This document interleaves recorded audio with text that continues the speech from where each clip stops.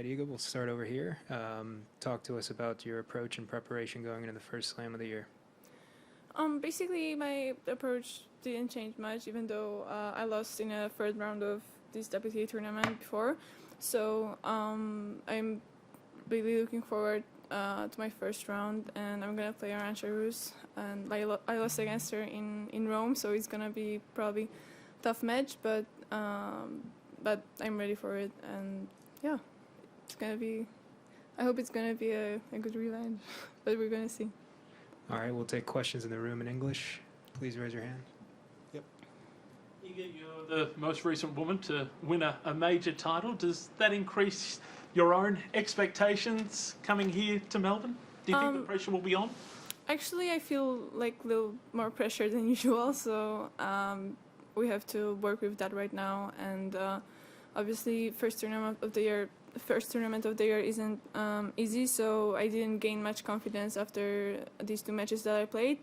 But you know, I'm just giving myself time, and I know that it's hard sometimes to be back on tour after a win like that and after first Grand Slam. So hopefully I'm gonna take it well, and I just want to enjoy being on the court, and just want to play my tennis because I feel like on this tournament I didn't get the chance. So yeah. Do you feel different in yourself this time around, having now won a Grand Slam title? Does it feel different to coming here last year, for instance? Well, it feels a little bit different on court because I feel like people are not treating me as an underdog anymore, and I have to adjust to that. But I want it to be the same. I want to enjoy the tournament as I did, as I enjoyed like every one of it. So I'm just gonna try to lower my expectations and remember that it doesn't matter if I'm underdog or not. Everybody's starting from the same position when they're on court. So I'm gonna work with that. You hadn't, excuse me, you hadn't played in a while coming into the matches this week. How did you feel on the court? And you said you didn't gain too much from it. What did you gain from it, if anything? Well, first of all, I already played 2 matches, so even though they weren't like the best ones, and I wasn't playing my best tennis, I'm already after the first match of the season, so I think it's gonna be easier during Australian Open to just to remember how to be in competition and how to focus on matches. It's different than on practicing. Even though I was practicing and playing sparring and playing points, it's not the same. So I just gained I hope I'm gonna be in kind of a flow during Australian Open, and I'm gonna be competing really well. So I think a few more matches would be perfect for me to play before the Grand Slam, but it's not possible in these conditions right now with the pandemic. So we have to work with that. Aki, Hi. I asked Naomi about your thing, and Naomi said that maybe last year around this time, you said that you are thinking about going to university or college and stop playing tennis. And Naomi said, no, you should keep playing tennis. So can you recall something, that story? Well, the truth is that last year I was still in high school, and I graduated during the first lockdown. So, the perspective changed a little bit right now. And obviously, I always wanted to have like kind of a plan B. So if I'm not going to be playing tennis pretty well, I'll always, have some other options in my life. But right now, it seems that I am for sure going to be a tennis player. And, I know that this is my life. So I'm kind of thinking of going to university anyway, just to have something else, have something besides tennis to focus on, and to have some, other perspective and some kind of distance.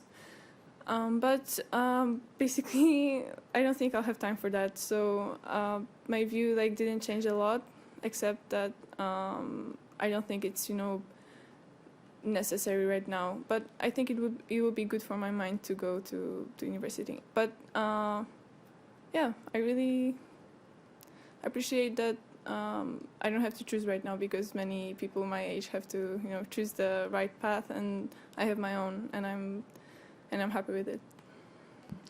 Any more questions in the room in English? All right, we'll move to online questions in English. A reminder to those of you online, if you have a question for Iga in English, please use the raise your hand function. Willie from ESPN, we'll start with you, please. You sort of touched on how being a major champion has changed your life. It's framed your decision about college versus the pro tour. What has been the biggest surprise to you about life as a major champion? The biggest surprise actually isn't like really positive. So I would say I was always imagining that when I'm gonna win a Grand Slam, I'm gonna, I don't know, just enjoy it for the rest of my life, and it's gonna be just rainbows everywhere, and I'm gonna be some kind of have that peace in myself that I already won a Grand Slam and I've reached my goal.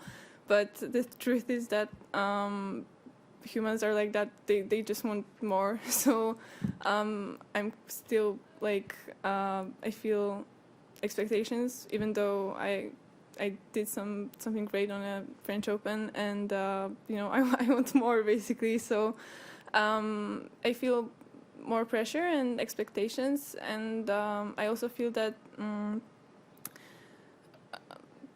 that it's hard like to prepare for that moment, and I have to kind of look back on what happened since French Open and work with that right now, and kind of try to go back to my roots and just enjoy playing tennis, not thinking about other stuff that came along. Thank you. Thanks. Courtney, next question, please. Hey, Iga. I'm just curious in terms of what do you do right now in order to feel like you're in control? Because there's a lot of expectations, there's a lot of, it sounds like things are swirling a little bit. So are there tricks that you have to maintain equilibrium?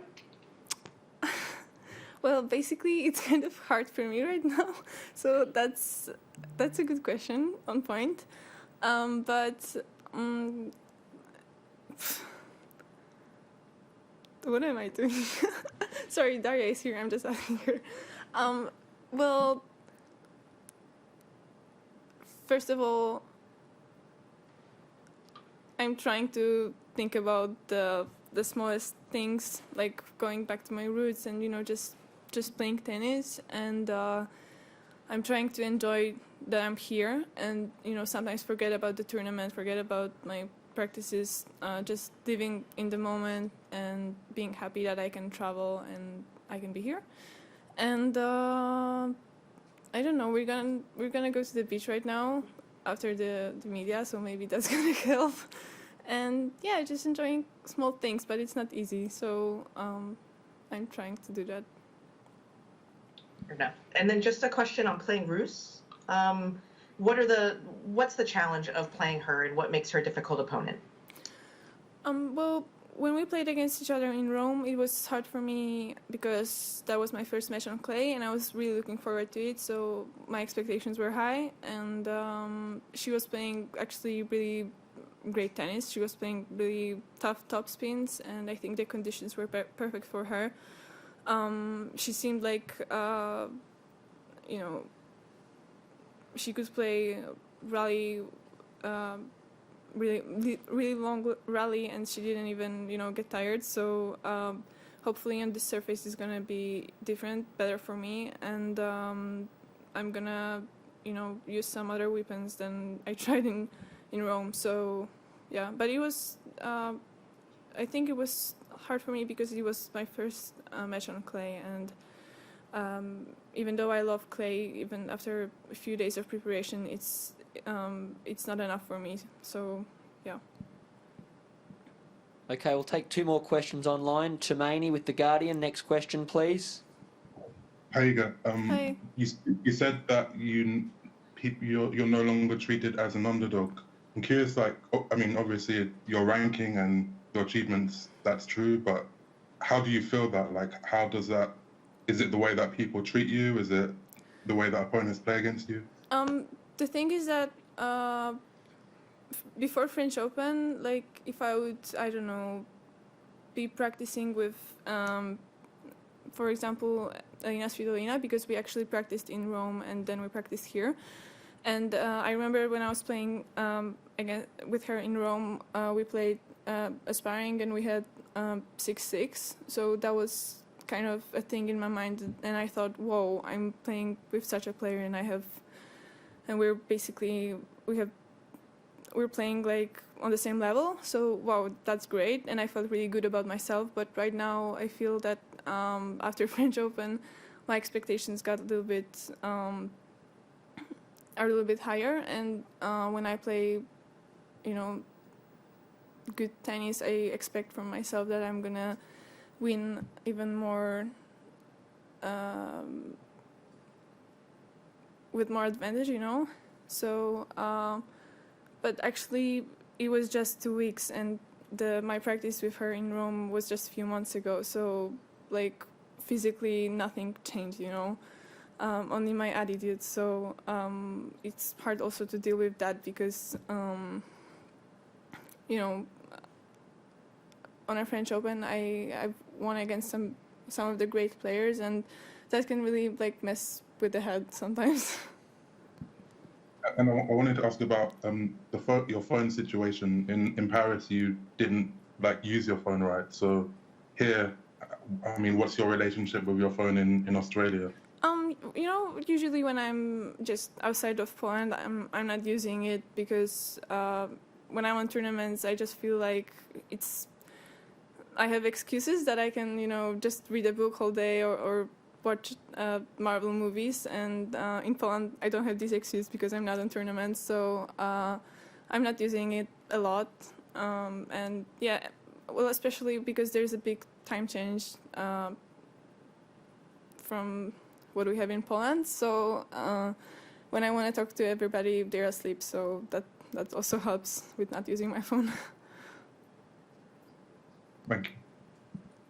Okay, last question, Gonzalo. Hi. Hi. Why did you decide to change your racket after Roland Garros, and why do you choose Technifiber? Well, actually, I wanted to change it after basically every season because I felt that I want to, have, a contract and be a part of a family like I am right now with Technifiber that has, a future. So I basically didn't have time to do that, and with all the school that I had during off season, it was always hard to focus, and it was hard for me to make a decision because I actually never had like the well-prepared racket in my hand, the new one. So this year Technifiber really like take care of me, and took care of me. Sorry, and they made the great racket, which is like, and technology is really great, and it really suits me. So it was easier just to decide, Iga, thank you for your time. That concludes our press conference. Thank you.